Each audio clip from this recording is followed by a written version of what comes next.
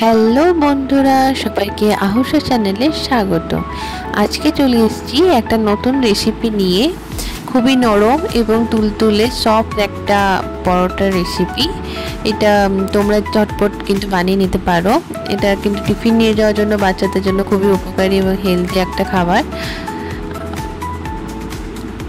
চলো আজকে দেখে নেওয়া যাক আজকের রেসিপিটি। সবার প্রথমে আমি এখানে নিয়ে নিচ্ছি একটু পেঁয়াজ কুচি করে নিয়েছি, আর এখানে গাজরটাকে একটু গ্রেন্ড করে নিলাম। এইভাবে দুটোকে গ্রেন্ড করে নিতে হবে। আর আমি এর মধ্যে দিয়ে দিচ্ছি একটা ডিম। এগুলোকে একসাথে একটু ভালোভাবে মিশিয়ে নেব।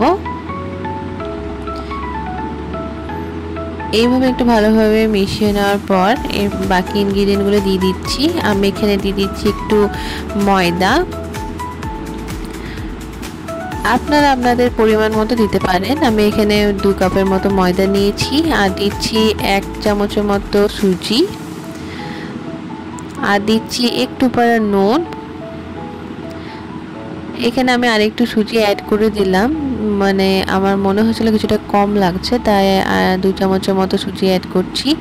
আর আমি এর মধ্যে দিয়ে দিলাম একটু জল।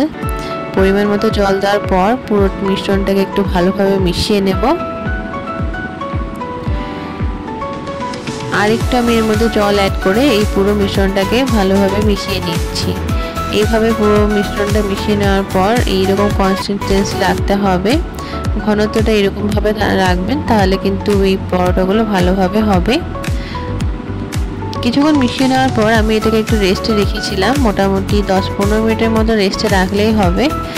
এখন 10-15 মিনিট রেস্টে রাখার পর আমার এই ব্যাটারটা দেখতে পাচ্ছেন কীরকম ঘনত্বের হয়েছে। ঠিক এই রকম ঘনত্বের করতে হবে। খুব বেশি পাতলা করলেও হবে না, খুব বেশি পুরু করলেও হবে না। এখন আমার ব্যাটারটা পুরো রেডি হয়ে গিয়েছে। এই কিছুক্ষণ রাখার পর সুজিটা কিন্তু মানে একটু ভালো ফুলে গিয়েছে, তো সেই জন্য রুটিটা যখন করা হবে তখন ভালোভাবে এটা কিন্তু সফট হবে। এখন আমি একটা পাত্রে নিয়ে নিয়েছি। এই প্যানটাতে আমি একটু তেল লাগিয়ে নিলাম। এরপর আমি এই ব্যাটারটা এর মধ্যে দিয়ে দেব। একটা চামচের সাহায্যে খুব অল্প করে এখানে দিয়ে এটাকে চারিদিকে একটু ফেলিয়ে নিতে হবে। আমি ঠিক যেভাবে করছি আপনারা ঠিক সেইভাবে করবেন, দেখবেন আপনাদের এই পরোটা কিন্তু খুব সফট হবে এবং খুব ঝটপট কিন্তু আপনারা এটা বানিয়ে নিতে পারবেন। কোনো রকম বেলাবেলি ঝামেলা ছাড়াই খুব চটপট কিন্তু এটা বানিয়ে নেওয়া যায়, আর খেতেও কিন্তু এটা খুবই টেস্টি হয়। বাচ্চাদের স্কুলে টিফিন নিয়ে যাওয়ার জন্য এই রেসিপিটা কিন্তু একদম পারফেক্ট। আপনারা কিন্তু অবশ্যই বাড়িতে এসে ট্রাই করে দেখবেন, আপনাদের অবশ্যই ভালো লাগবে। আমার এই নিত্য নতুন রেসিপিগুলি যদি আপনাদের ভালো লেগে থাকে তাহলে কিন্তু অবশ্যই লাইক, কমেন্ট এবং সাবস্ক্রাইব করতে ভুলবেন না।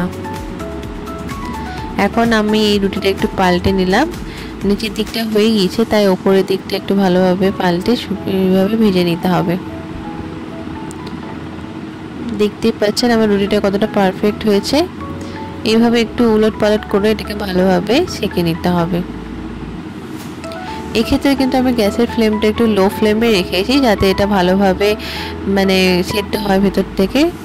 এখন ওপরে আমি একটু হালকা একটু তেল ব্রাশ করে নিলাম।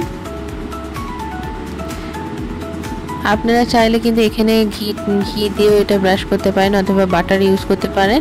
আমি এখানে কিন্তু রিফাইন অয়েলটা ইউজ করেছি। এইভাবে উলটপালট করে দুদিকটাই ভালোভাবে সেঁকে নিতে হবে। এখন আমি গ্যাসের ফ্লেমটা একটু বাড়িয়ে দিলাম এবং দুদিকটা একটু ভালোভাবে এইভাবে সেঁকে নেব।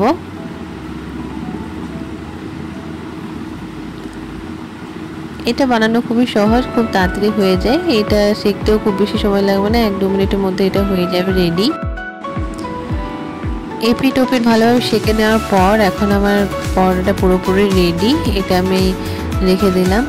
এইভাবে আমি এক এক করে বাকি সব পরোটাগুলো করে নেব। এই প্যানটিতে আরেকটু আমি তেল দিয়ে বাকি পরোটাগুলো ঠিক একই রকমভাবে সেঁকে নেব।